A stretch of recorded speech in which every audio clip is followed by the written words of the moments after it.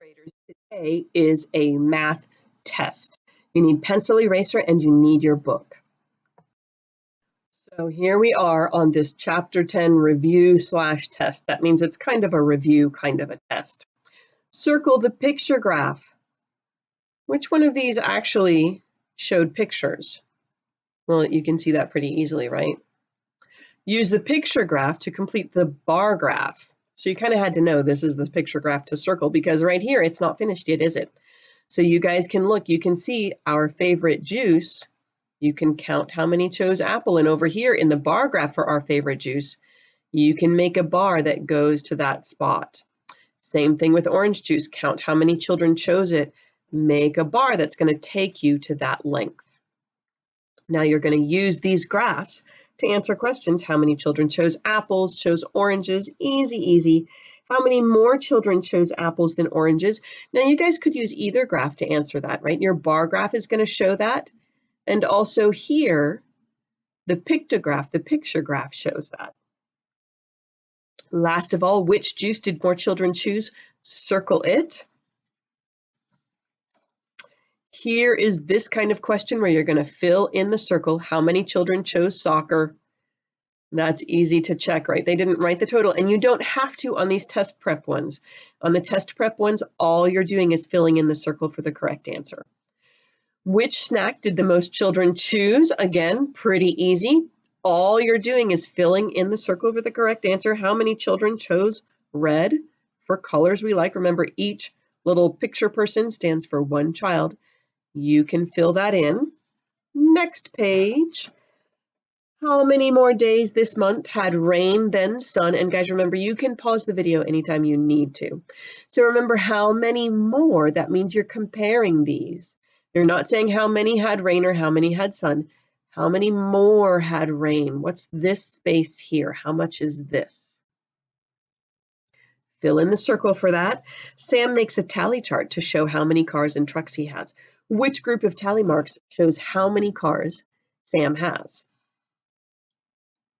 Now, it's not here in the graph, is it? Or the chart. So you need to look at the total and figure out which of these sets of tally marks shows you that number. Last page. Now, those previous pages were pretty easy on you, I think. So this one, I'm going to kind of set you on your own. Write a question to ask your class. Now, it's going to be your class, family, friends. You want to try to come up with 10 people. Now, if your parents are just busy, because I don't think have 10 people living at your house. So if your parents are just plain busy and they are not able to help you ask other people the question, it could be less, okay? Because you'd need to borrow their phone or have some other way to ask people the question. So if they're busy, then just stick with the people in your house. Record the information in a tally chart. So we're going to make a quick tally chart here right now. We're just going to put this box here across the top, and you're going to put in the title. So I don't know, it could be what do you prefer, pizza or tacos? It could be, all sorts of things. And then over here, I would say just have two choices. And instead of what's your favorite, it's a little easier usually if you ask people what they prefer. Because if you say, what's your favorite, watermelon or apples? They might say, well, I like grapes. If you say, what do you prefer? Then that means which of these two do you like better? So you could put here whatever it is, watermelon and apples. I don't know, do you like to wear shorts or long pants, whatever it is, right? And then here is where you're actually going to put the tallies. And then down here, right, you're going to have a section where you have your total. So you're going to record your information in here with tally marks. Then you're going to show the same information in a picture graph or a bar graph.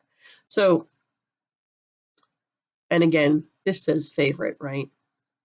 I say it's easier to ask which one is preferred. Because I don't know about you, But brothers and sisters sometimes can be a little annoying to each other, and if you try to say favorite, they'll come up with something favorite that's not on your list. So here again, just like we did a chart there, this chart's probably going to be a little bit bigger. You want to make it a little bit neater. Tally charts are usually helpful for us to collect the information. The graph is really where we're communicating that information to other people.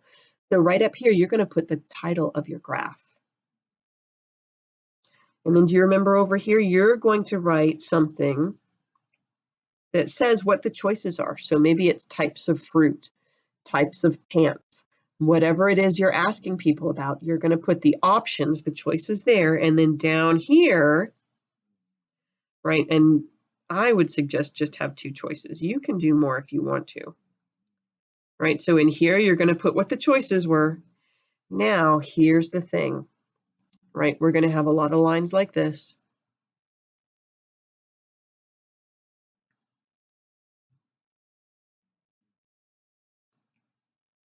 Now, we need to think about this. If you are doing a pictograph, you might be choosing to put a circle in here or a person in here, whatever it is. If you're doing a pictograph, you're going to write each, and then whatever it is, the circle, the person, stands for one person. If you're doing a bar graph, you're going to actually put numbers here, right? You're going to write a 0, 1, 2, 3, 4, 5, 6. And then instead of writing each blank stands for one person, you're going to write number of people, right? The number of people who are answering this one or this one. So guys, again, it's great if you can do 10, but if your family is busy and they can't help you ask more people, then it's fine to just ask the people in your house. So I expect everybody to have at least three answers here, right? 3 tally marks up here because Sawyer has 3 people in his family. So you should have at least 3 tallies. And then here it should add up to at least 3. So 3 here, 2 here, 1 here, 2 here and 1 here, 3 here and none there. Okay, if you can get up to 10, that's great. But you should have at least 3 so you can at least ask the people in your family. Okay, guys, so the first 3 pages, not too hard on that, right? The last page where you have to build your own graph and do your own research, that's a little trickier. I'm really curious to see how those turned out for you. Building the graphs can be a little tricky. I'm going to be checking. Do you have all your labels on there so that it really tells me clearly in your graph what you were asking people and what answers you got? Do your best on that one. That's the first time you guys have really had to do that completely on your own. So we'll see how that goes. Next week, we're going to be done talking about measurement and data and graphs. And next week, we actually are going to start with the 3-dimensional geometry that we had talked about starting with before. So you're going to be talking about shapes that actually take up space and are solid. So not flat shapes like triangles and circles and rectangles, but things that actually take up space, like ball types of shapes or pyramid types of shapes. Even here, my cup types of shapes. Those sorts of shapes we're going to start talking about next week. Enjoy your weekend.